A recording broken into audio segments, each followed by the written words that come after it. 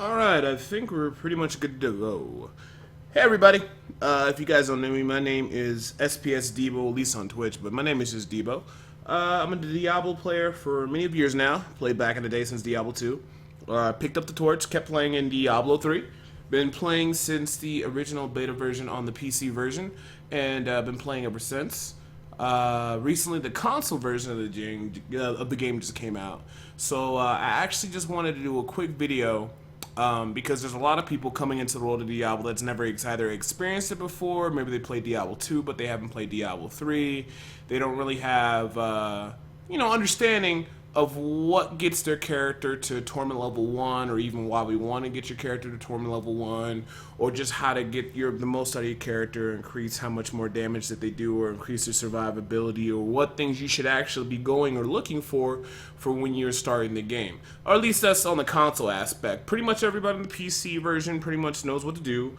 We know how to gear early game, and we know how to build towards mid and late game and start going for the insets, but mostly in this video I just wanted to basically just talk about some of the basic things a console player probably wants to do when they first get a new character, so let's just go ahead and get back into it. Let's start from the title screen. So when the game first starts on console version, it does what's going to ask you to adjust the screen.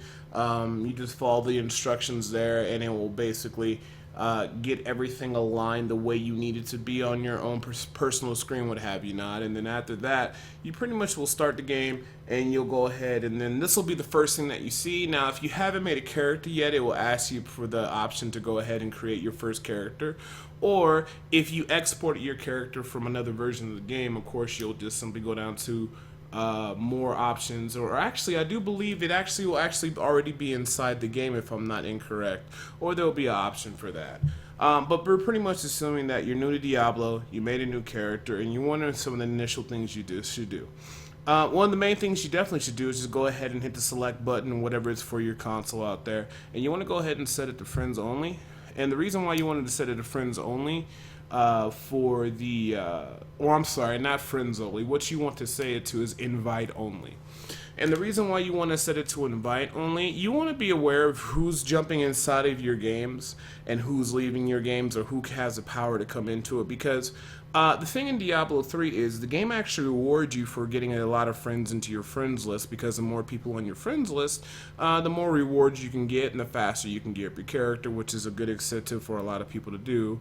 But unfortunately, on a lot of the consoles, a lot of people, when they play offline, they hack or they mod their characters. And now if you don't care about that, you can go ahead and leave it however you want. You can leave it to friends only, or you could simply just leave it on that invite only.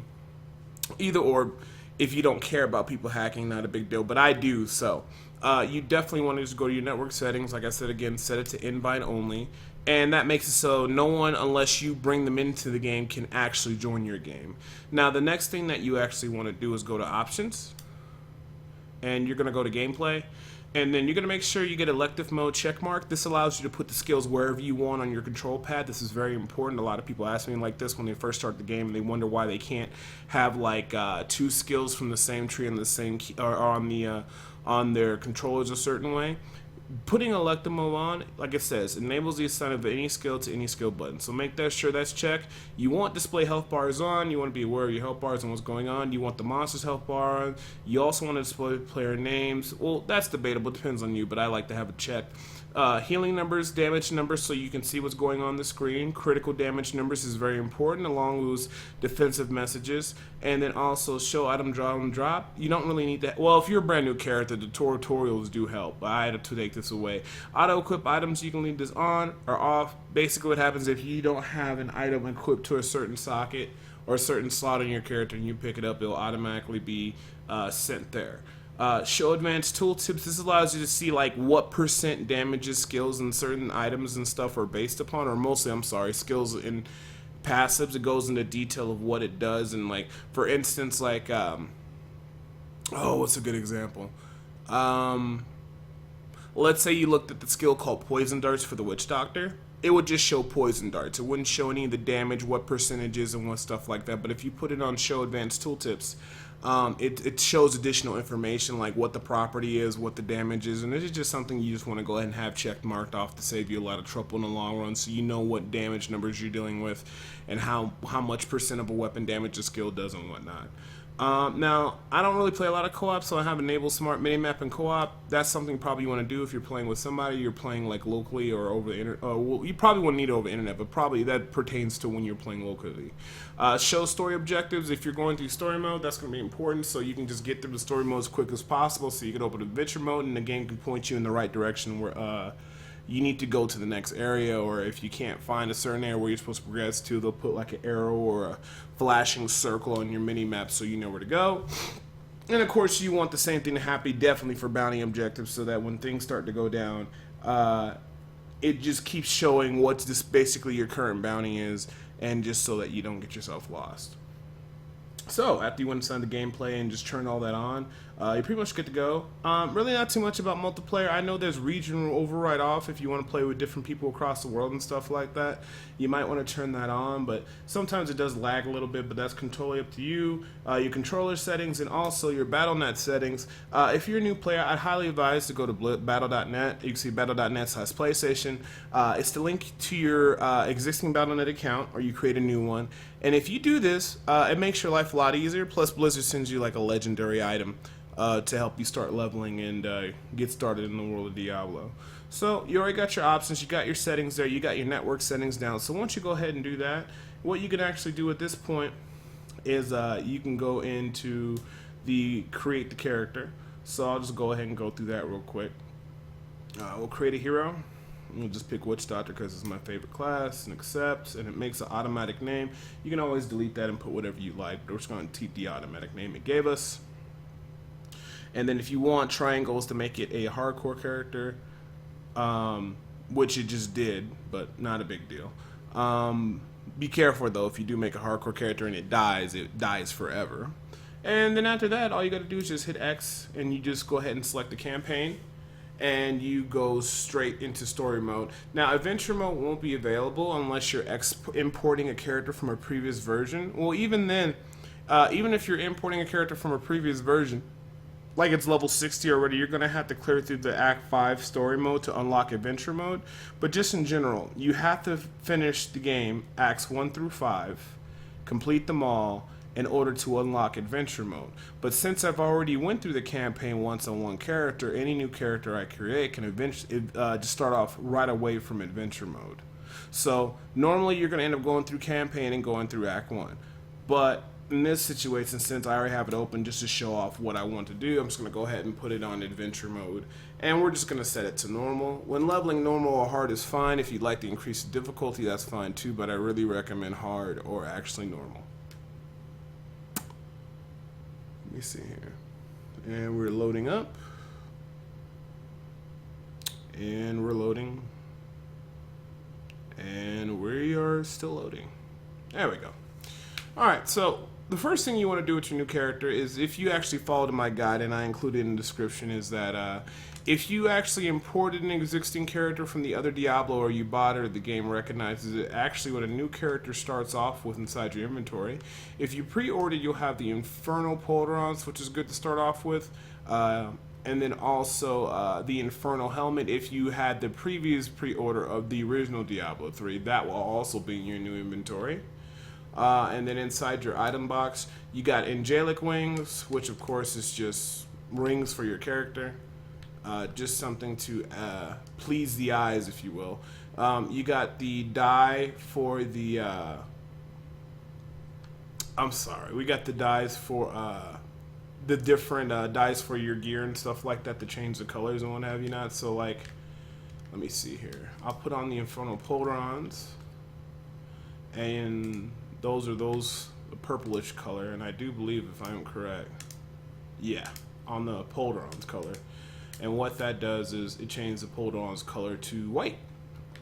And like I said, it's just something just to make your character look cooler. You never run out of these. They also have the bottle smoke, so if you like pimping out your character or make them look a certain way, that is another thing that it offers you when you start off with this new character, especially if you had the previous version of Diablo and it carries over to this version as well too, and you get this on every character you make.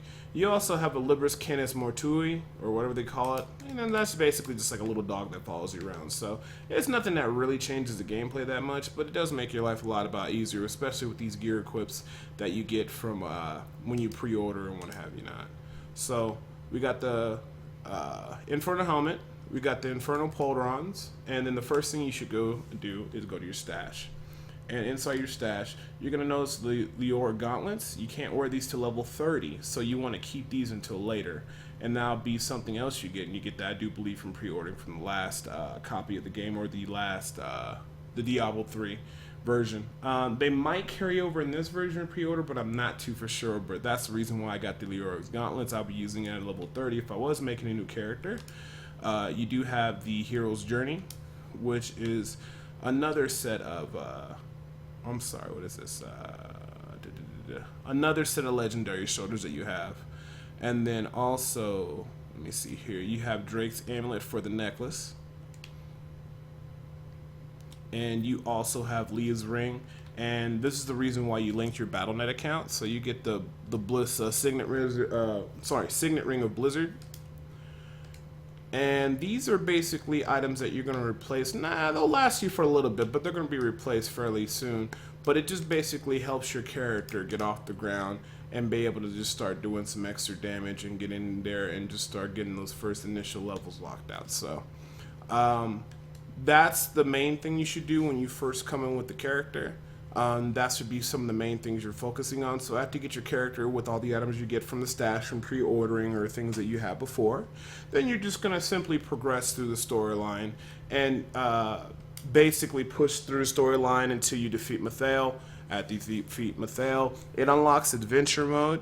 If you set it on normal, you should be completing adventure mode around 36, 37, around that level. If you set it on hard, about 43. And of course, if you increase the difficulty, you should be getting a couple more levels out, a little bit higher if you decide to do, expert or masters, or even dare to do torment. But I prefer normal. Hard is pretty straightforward, but if you know what you're doing, of course, you can increase the difficulty. All right, so first thing you get in the game, like I said, you got your network settings set. You also got all your in-game options set. You go in with your level 1 character. You got all your items at the stash. You finish story mode, and then after you finish story mode, you want to basically do adventure mode bounties until the max level. Now you're asking yourself, what's an adventure mode or what's a bounty? Adventure mode is just basically, if I could show you here, see if it opens back up. Adventure mode is a mode where it allows you to do rifts, which we'll discuss in another video, and most importantly do bounties. Bounties are 5 quests that are given to you for each individual act. You complete all those acts to reward you with a special cash bag that can have legendaries, items, gold, and everything fantastic like that. So basically, after you run through the story mode and you lock adventure mode, basically the way you want to get to max level is by doing bounties. The bounties will provide you gold, craftable materials you can break down, and also rift keys so you can go ahead and start doing rifts. Rifts are just an area of the game where it allows you to get a higher legendary drop. Kill monsters until you spawn a Rift Guardian. Defeat the Rift Guardian. They give you blood shards and rewards and equipment and drops. And basically, when you get those awards and those drops, you can actually go over to Kodala. And as you can see, I have 78 blood shards. And what you can do is actually go up and gamble certain items from her. You really want to go for legendaries when you're gambling for different things from here, but sometimes you can get really nice yellow items that you can re-roll to be very good. And sometimes you just get legendaries you don't need, where you can break down and use them as crafting mats. It's just an extra form to help you target a specific legendary and what have you. Somebody's following me. Sorry about that. I left my alerts on. So when you're first gearing up, let's say that you're looking for a ring. Well, most preferably like gloves or a helmet or a shoulder, you can use some of these like pieces that you gamble for after you do a rift to kind of, you know, start building your gear. Like for instance, that one has critical hit damage, critical percent chance, and vitality. Maybe I can reroll the life on hit to intelligence and use that for a new character. And then of course, if I don't get anything that I want, I can always just simply come over to the blacksmith and just salvage all the gloves that I got. And even though I didn't get a Pacific Legendary what I was looking for, hey, you know, I still got a lot of crafting materials. Alright. If you go to the waypoint here, it shows all the different 5 quests that you have to do. When you do each individual quest, you get golden experience and key shard fragments or keystone fragments. That's what opens a rift. You need 5 of them to open that up. The end reward, as you can see that little box down there, is a cash. You redeem your cash after you do the 5 quest material, and then you go inside your inventory, and this will be lit up, and you open up the cash. And when you open up the cash, it drops your different rewards. It could be legendaries, it can be Pacific legendaries, it can be crafting mats, and basically that's what you're really striving for when you get to the max level. While you're doing this from after you finish story mode all the way up to level 70, it's a good way to actually level, because each individual quest, like I said, it not only provides you gold and the keystone fragments to open up the rifts, it also provides you experience. So you're going to get experience and gold 5 times, and then plus when you complete all of them, you get the additional, you know, gold and experience and a cash that's going to give you more rewards. So that is pretty much the most effective way to level your character to level 70. Otherwise, if you're using the apprentice mode. Okay. In the console version, one thing you definitely want to do is make sure that you make a lot of friends, because friends are very important in this version of the game. You got the in-game player gifts. Basically, anytime you defeat a nemesis foe, or you actually get a legendary, and when you get a legendary, it's a % chance to drop, you get a gift. And what it'll do is, let's say for instance, my friend is Dirt Bike Kid. I defeat a monster, it drops a legendary, there's a certain % chance a gift will drop. And if a gift does drop, it'll say my friend's name, Dirt Bike Kid, or whoever's on my friend's list, and you send the gift off to your friend. Well, what's inside the gift? It's a legendary item for your friend. Just as when your friend finds items, he might find a gift for you and send it over to you. And that is really instrumental in helping you gear up your character rather well, plus it's an added feature. So if you guys check out within the guide, I actually linked a lot of different forums where people post their IDs, where you can add them to your friends list extensively for the purposes of gift finding and other things. If you guys are wondering what Nemesis mode is activated when one of your friends on your friends list dies from a regular monster that's not an elite and that's not a boss monster. When they get killed by that monster, it has a certain % chance of becoming a Nemesis monster. Well, this monster basically goes into other games of your friends and killing people until it's actually defeated itself. The maximum amount of times it can grow or become more powerful, every time it kills somebody, it grows 1 rank in power. The maximum amount of ranks it can have is 5, and I do believe the Nemesis monster does scale to your difficulty that you're on. So if you're on normal difficulty, Nemesis monster may not be that bad. However, if you're on Torment level 6, the Nemesis monster can be an absolute nightmare. The way you know when a Nemesis monster is actually going to become approaching to you is that your controller will vibrate 3 times. Very strong vibrations. 1, then 2, then 3, and then it's going to warp in. So when it starts doing long vibrations and you're not doing anything or you're not attacking anything, make sure you position yourself away from the mobs, because one of the worst things you could do is engage into a greater rift battle with the Rift Guardian. You're fighting that or fighting an elite, and then all of a sudden a Nemesis comes in and basically will slaughter you horribly. So that's just something to keep in mind. And again, the more friends you have, the more chances your friends might die and spawn a Nemesis, because Nemesis drop really good prizes the stronger that they get. And plus, when you do kill the Nemesis, it drops a gift for all the players that it killed. And then you can send them all their gifts. I remember I had a Nemesis the other day, I had 3 different players killed. I took care of it. It dropped gifts for everybody like that, and I sent them all gifts. Everybody wins. Something else exclusive to the console is also the Apprentice mode. Apprentice mode is just basically a way to level up your characters extremely fast with your buddies.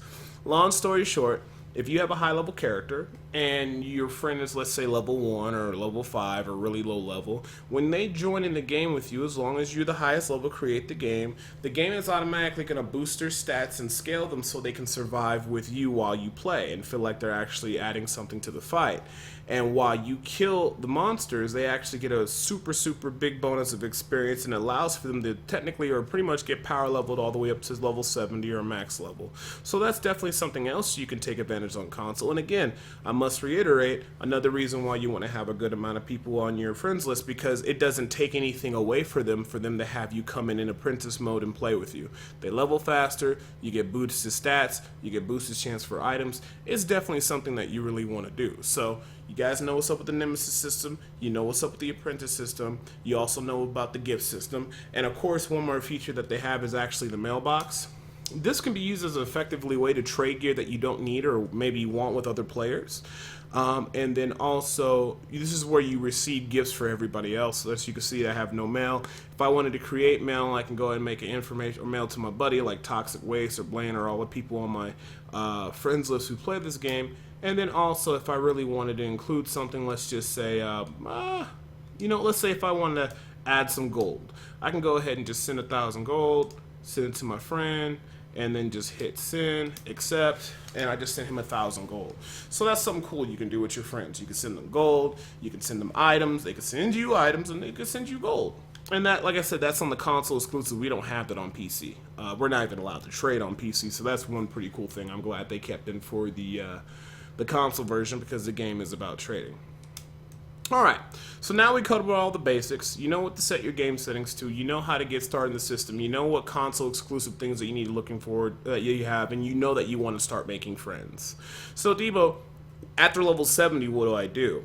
Well, one of the best things to do when you actually hit level 70 is to start trying to make some initial preliminary gear, and you can use that by going to your blacksmith and maxing him leveling. Or when you get to level 70, and I tell people you want to wait to max him because you really don't want to waste any time worrying about low level crafting, is that once you get to the high level, just max them out in training. If you saved all your gold and you picked up everything, you should have more than enough to max out your blacksmith, your jewel crafter artisan, and also the enchantress artisan.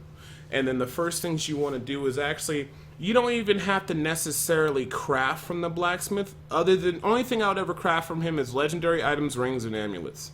If you want to craft weapons, you can. The only reason I say you shouldn't do any of the regular basic gear is because most times, 9 times out of 10, you'll find that stuff sitting on the ground, and you just have to look at the item, realize what its good stats on, and then just simply go to the enchantress and reroll it to what you want to get. Or you can simply use Keldala, like I said before. Let's just say you wanted to gamble for shoulders, right? You gamble for some shoulders, and you have a brand new character at level, like I said, level 70. You can take some of the items from Keldala even and just peer through them and be like, okay, well, what old stats do I want on my shoulders? Okay, this one got int, vitality, and life per second. If I really wanted to, then I could take a look and say, well, let me take a look at my other stuff. Okay, this one has int, vid, armor, and this one has int, all resistance, and armor. So reality, you're probably going to use the Magnus Lord shoulder right here. You're probably going to use the final guard. And some people might say, well, Debo, what's the whole point if I get those shoulders? They didn't really roll all the stats I wanted to.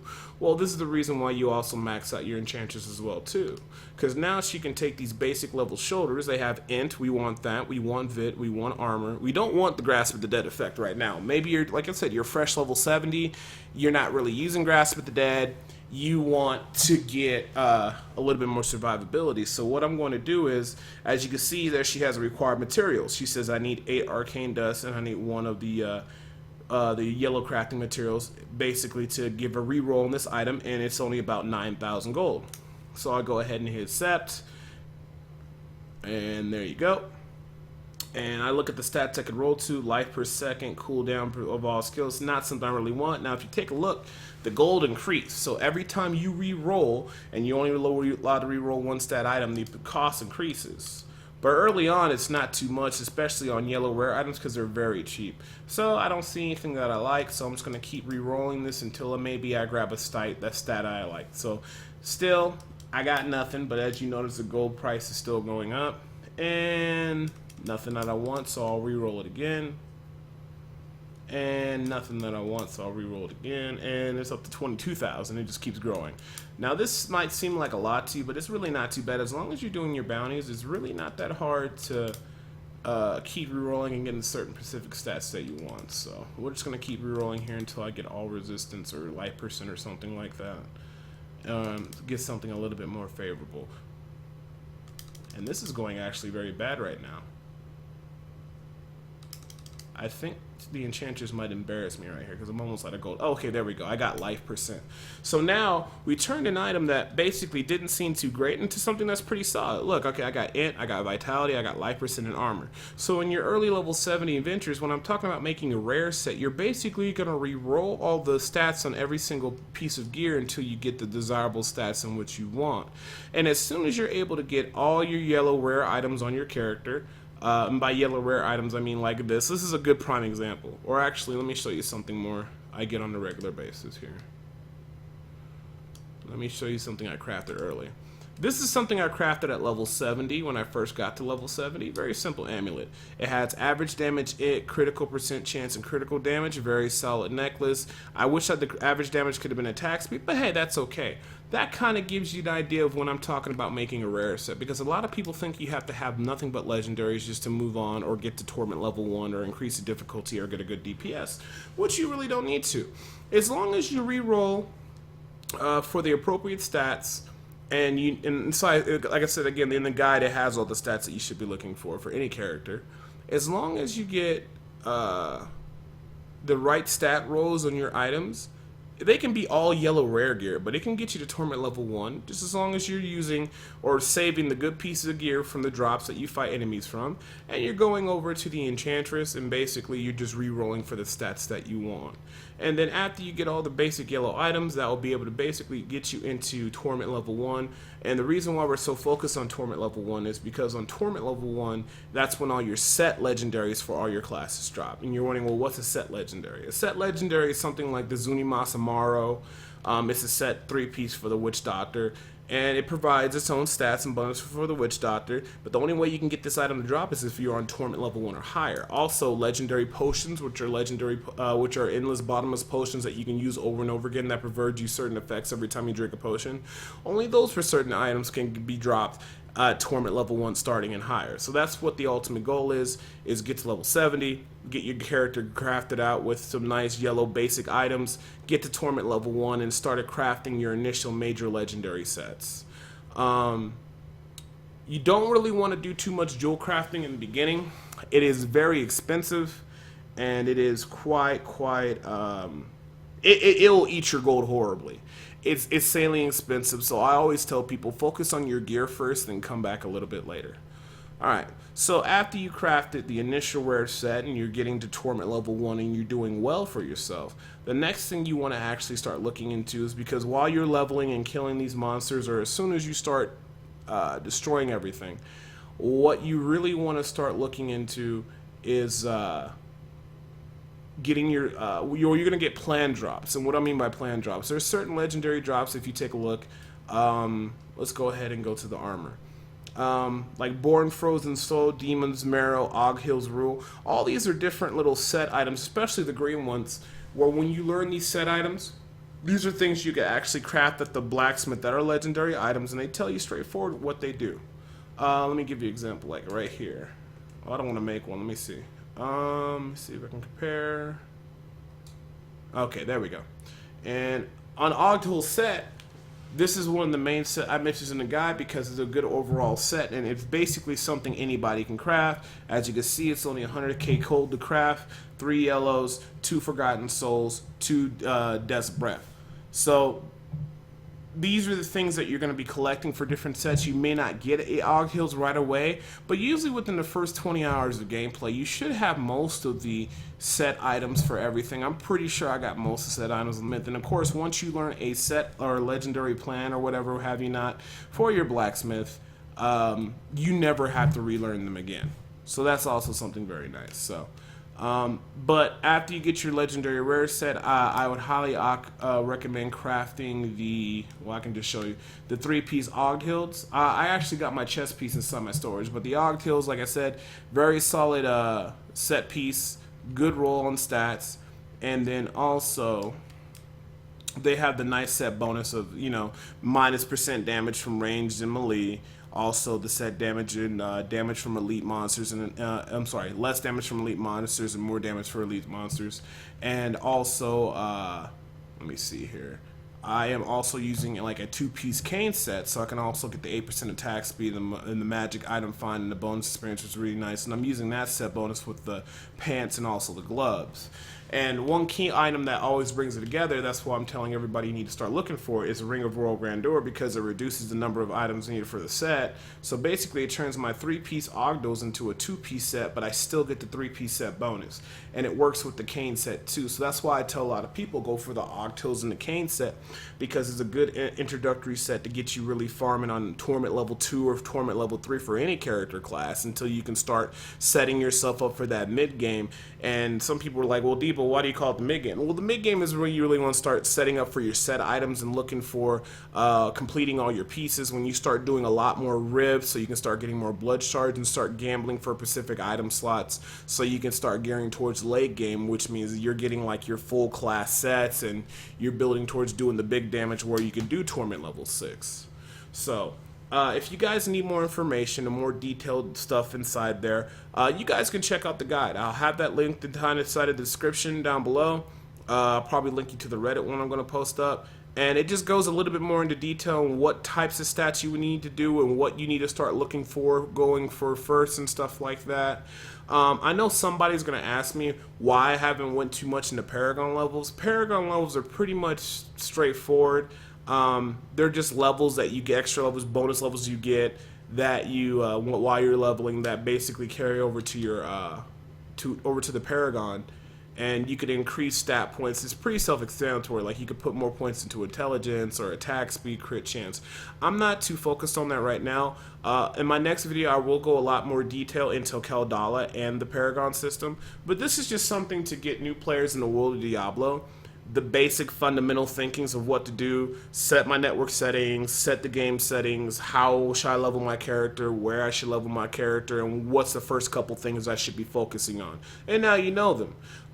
This is one in a 3-part series. I'm probably going to try to do another second part next week talking about the mid-game and what Diablo players try to go when they get to the middle ground of their character.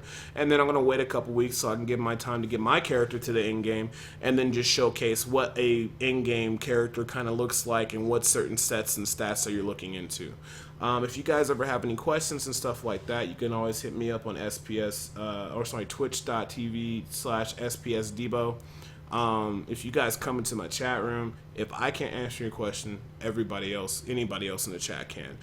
Don't feel bad about your questions. Don't feel like you're stupid or you're new. We don't mind. We actually want to educate people, because if we can make a better player base, then maybe eventually they'll come over to the PC version. Or if you don't have time to stop by my stream, you can message me on, you can leave it in the comments on YouTube on this video. You can message me on Twitch TV. My name is SPS Debo. If you see me on Reddit, Diablo fans, I post all my guides there. If you guys see me anywhere, just message me. Message me on the boards. I really don't respond inside the comment section on my guides and stuff like that, because they're trolls and crazy people out there. So if you really genuinely need help and you want to learn more about the game, I will happily explain it to you. You don't have to feel bad. You don't have to worry about it. You can ask me like 20, 30 different questions. So like I said, you can leave it down in the comments. Best way though, stop by my stream or message me on Twitch TV. That's probably the best way to get to me, or just message me on the forum where you guys got a link to this video from. I hope you guys enjoyed Diablo. It's a really fun game, and if you really find yourself enjoying it a lot, and maybe you're kind of on the fence whether or not you want to play the PC version, I'll just tell you, go ahead and play the PC version. If you find yourself playing this game extensively, like a lot, or it's kind of piqued your interest a lot more, the PC community has tons and tons of more information to help you get started in that.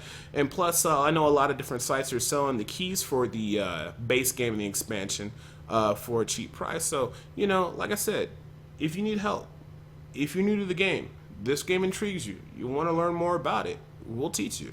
We don't mind. Stop by and see us sometimes, or leave comments, or leave your questions and comments down in the comment section on YouTube. But outside of that, look forward to my future guides about the mid-game and the late game for these starting off a new Diablo character. And as always, my name is Debo, and I appreciate you guys tuning in. And I will see you guys later.